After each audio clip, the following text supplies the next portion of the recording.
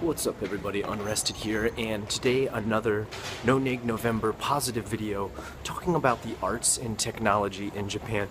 It's a question I often get is, what kind of technology does Japan have? People often imagine Japan has higher levels of technology than their own country, which isn't really always the truth. But there are some things here that are high-level technology. They do a lot of experiments with things that are not being researched necessarily in other countries, or unique items. For example, recently Nintendo had been working on a machine that can monitor your sleep, your REM sleep, count the time, count the hours, count the minutes in which you are involved in REM sleep to see if you are getting enough REM sleep. It somehow has a device that hooks up to your head and reads waves or something of how your eyes are moving back and forth, and then records the time and the amount in which you are getting the REM sleep to see if you are sleeping long enough, giving your body enough time to recover, which I have no idea how all that would work. I don't quite understand it, but whatever. It's cool. It's higher level technology, but one of the lesser technologies, or one of the ways that I always explain Japan, is that it is a country living in the future and the past at the same time. Now, when I say the future and the past at the same time, I mean that although there is things like these high-tech inventions like I just talked about with Nintendo, there are still a lot of low-tech inventions that are used that are in the sense of arts, crafting, things like samurai swords, which I get written about a lot, or even things like topiary arts, or learning some sort of master craft from a senpai. And for those of you who don't know, senpai is the master, kohai is the student. It's pretty much like the apprentice and the master. There are many different arts within Japan that use old school, old craft technology to create things that are unique to Japan in many a sense. And those things are anything from topiary to samurai sword, like I said, to even learning the art of manga and anime. And in the past, in videos in the past, I would have said things like, now if you're a gaijin who wants to come over here and learn stuff like that, it's pretty much impossible.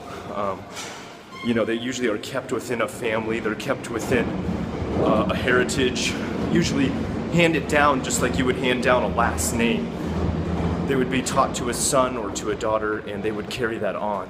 They would not just randomly choose a Japanese person, let alone a gaijin, to teach these arts to. But that is changing. That is changing. There has recently been a trend because of the lowering of the population in Japan, where gaijin are now getting taught some of these master crafts. There are gaijin who are getting senpais who are teaching them to be everything from rakuten, which is like a storyteller, to topiary arts. There's a very famous gaijin who just recently won a, I guess you would call it a world tour or world competition in topiary arts, who had a Japanese senpai or master crafts teacher. So don't lose hope if that is one of the things that you're considering pursuing when coming to Japan. It is becoming more and more popular. Wow, that's a loud one. It's becoming more and more popular and more common that they are handing these crafts down. And the main reason is because the lowering of the population in Japan means there's less of a chance of people actually taking on these crafts, or even people having families that take on these crafts, or having another family member below them that takes on these crafts. And they want to keep them alive, they want to keep them going. One of the interesting aspects of these is sometimes you will become the master's son. And you think like, well, what do you mean? Like, he'll treat me like a fatherly figure? No, literally, you will be adopted by that master, and you will have to take their family name. And you may have to go through a full Japanese citizenship test, which does mean, of course, you're going to have to know Japanese. That's one thing that I should state right away, is any of these crafts that you would want to master or come to Japan to master, you would have to know Japanese. Mainly because if you got to think about it this way, okay? Already you're begging to be taught this master craft that a man or woman has spent literally years upon years, if not decades upon decades, learning to perfect, and is now going to give to you, to gift to you. And the the least you can do is learn their language to be able to be taught the art. You're not going to ask them, hey, so I want to learn this, so can you maybe really brush up your English and get really good at English to teach me how to do your art?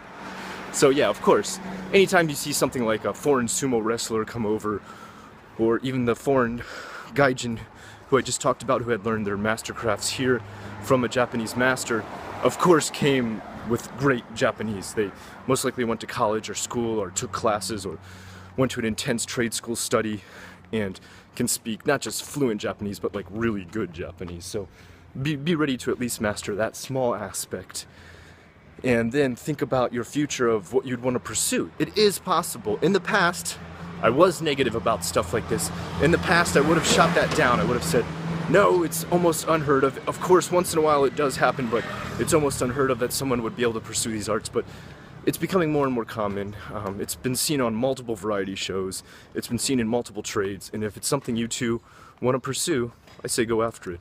I'm Unrested with the questions you requested. This is JFAQ, Japan's frequently asked questions.